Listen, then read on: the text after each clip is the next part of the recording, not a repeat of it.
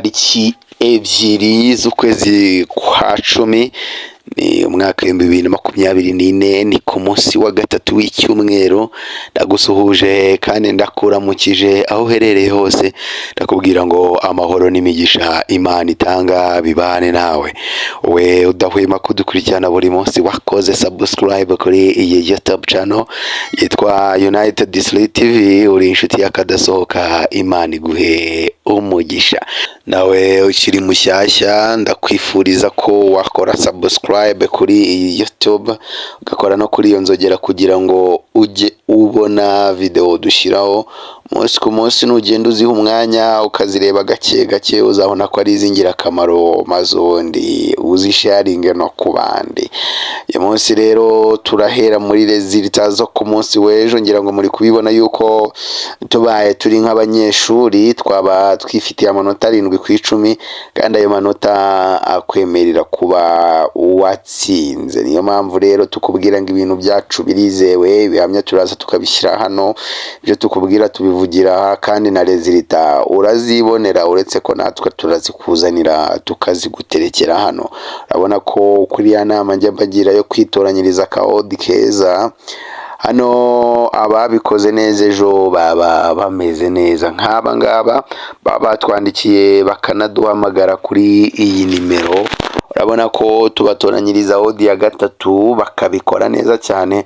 Anako ku munsi w'ejo mu by'ukuri mubaye mufite nimero zabo, mwabahamagara bakabagurira akantu kuko bo bameze neza. Ariko kandi niba nawe ushaka kuba umwe mu dupostinga one ticket zawe, ngwino duhamagare cyangwa utwandikire tugufashe kandi tuguterekemo 5 kwa 5. Monami twagiye rero, turahera kuri Girona, iraza kuba yakiriye Feyenoord Rotterdam.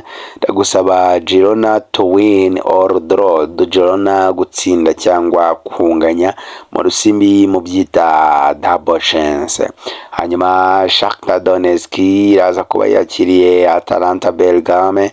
Turagusaba Shakhtar Donetsk double chance cyangwa se gutsinda cyangwa kunganya. Mes amis, mu mujyi wa Birmingham, Aston Villa Park iraza kuba yakiriye FC Bavaria. Bayern Munchen kabisa, turaza kugusaba kugura over ya 2.5 goals kuri uyu mukino. Hanyuma match ya Benfica na Athletic Madrid, turagusaba kugura over ya 1.5 goals kabisa.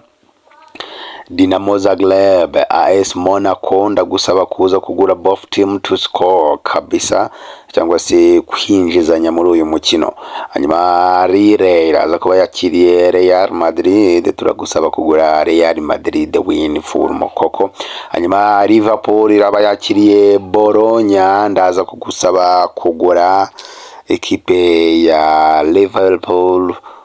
Hanyuma Leipzig Juventus, ndaza kuba ngusaba kungurira double chance ya Juve, uretse ko kandi kuri iyi match ikomeye nagusaba kuza kungurira over 1.5 goals kabisa. Hanyuma Sturm Graz yo muri Autriche iraza kuba yakiriye Club Brugge yo mu Bubiligi. Ndagusaba amakipe yombi kubona ibitego, nibyo twita both team to score cyangwa se yes kabisa.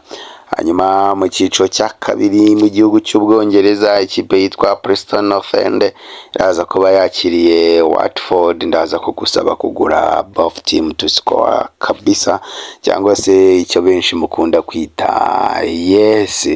Mes amis, izi nizo shwadiro twari twabateguriye. Duhamagare cyangwa twandikire kuri WhatsApp kuri iyi nimero ubona kuri screen yawe, maze tujye twibanira nawe buri munsi tuguhereza shwadiro zizewe. Ndabakunda cyane, Imana ibarinde. Ciao ciao.